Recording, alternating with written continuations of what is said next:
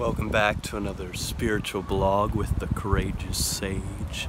Today we're going to be talking about the tree of life in a tree. See? Climbed up here.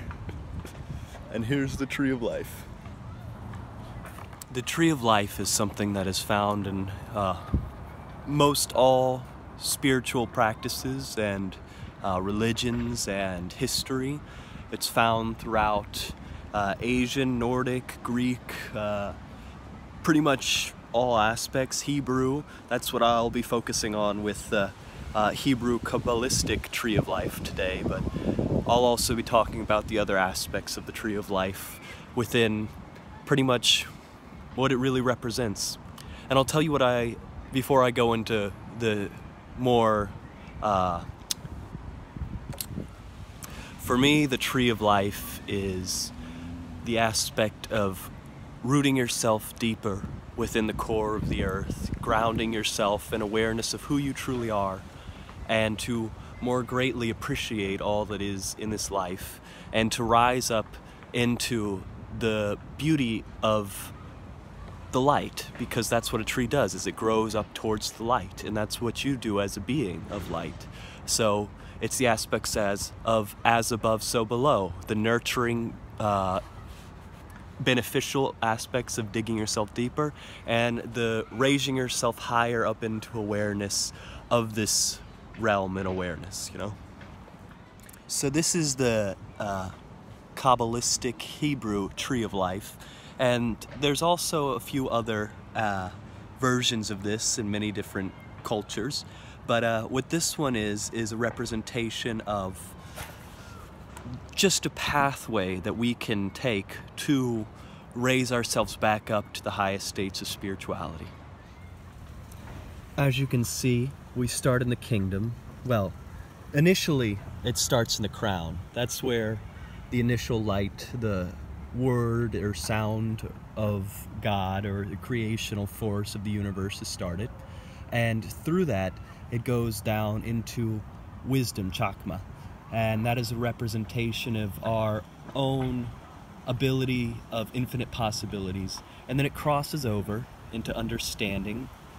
And then it crosses over to mercy, and then severity, and then beauty, which is the heart, and then victory, and splendor, and foundation to the kingdom. The kingdom being where we are in this physical world. It's the tree I'm sitting in right now. This is a kingdom. This state that I'm in, the cities that we're in, the places we are is our kingdom. The entire world is our kingdom. The outer space is our kingdom. It's beyond just this world. It goes for all that is the physical realm is our kingdom, and is the kingdom of God, and the kingdom of perception, and the kingdom of awareness. It's all the elements, it's everything that's led up to this moment. Then the foundation is what allows us to ground ourselves upon this physical mass, or this glorified floating ball of dirt, which is so beautiful and magnificent. And then the splendor is the abundance that comes from it, and the victory is the realization that we are capable of being here present with the earth. And the beauty is the heart, the beauty is the wind that blows through us, the beauty is Tephiroth, and it's the sun. It's a representation of the sun in the center of ourselves.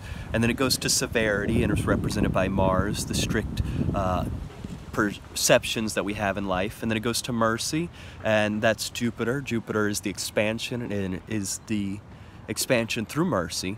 And then through understanding, which is Saturn, Saturn being what holds us back. And by understanding what holds us back, we can fill that space, that boundaries, with as much love and abilities as we can. And then the wisdom being Neptune, and then rising up into the crown, which could be considered, in this one it's considered Pluto, but there's many different perceptions on what it is. And if you look here in the middle, there's something called Dath, and it's an empty space, and it's represented by the abyss. And what crosses through it is the beauty, rises up through the abyss into the crown. And it's the realization of the emptiness of knowledge, how we truly know nothing, and through the emptiness and the realization of knowing nothing, we can disassociate with it and not attach to it. And by doing that, we rise through the beauty, through the reflection of the moon, into the crown, which is the ultimate realization and the limitless infiniteness, light, Ein Sof Or. But this is a direct path. So there's 3 columns. There's the column over here, and the column over here, and the middle column. This being feminine, this being masculine, and this being the middle path. And the most, really, we are all of these paths all the time, and you can use this metaphor in many different ways. Though the main pillar is realizing that you are directly connected to the kingdom, you are founded upon it, and the realization of that understanding between these two rises up through the finality of the completion of all that is, and rises up through the righteousness and samak, which is a Hebrew letter, into the beauty of the sun.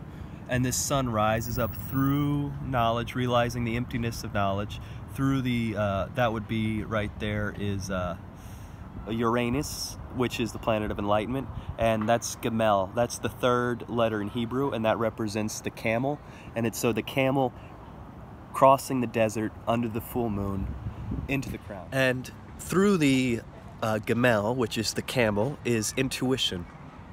Following your intuition from the heart to the crown. It is the realization that your heart speaks to you, and the universe, this focal point of creation, speaks through your heart.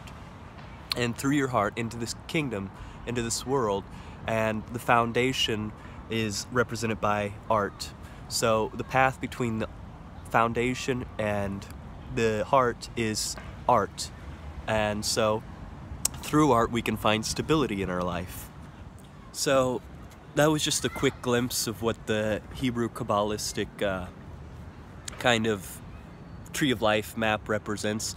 But there's 22 paths on this Tree of Life, which can also be represented by the Tarot, which is like a little guide, a book of the cards, or a book of our own soul's journey, which I'd like to do a Tarot vlog as well as one on the Hebrew language. For I've been studying the Hebrew language quite a little bit, you know, just so I can get a fuller understanding, because I love to look into all aspects of spirituality and understanding and expansion.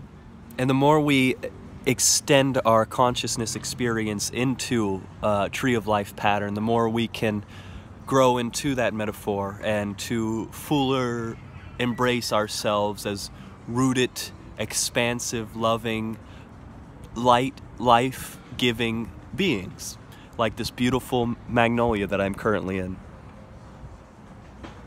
Well, I'm so blessed you came and joined me today. I wish you all the best in the rest and beautiful ways that are from this magnificent life and earth that we are on, this life that we are through the Tree of Life, which is, you all have a blessed rest of your beautiful day, and I wish you all a chance to climb a tree and to experience the full rays of the beauty that is this life.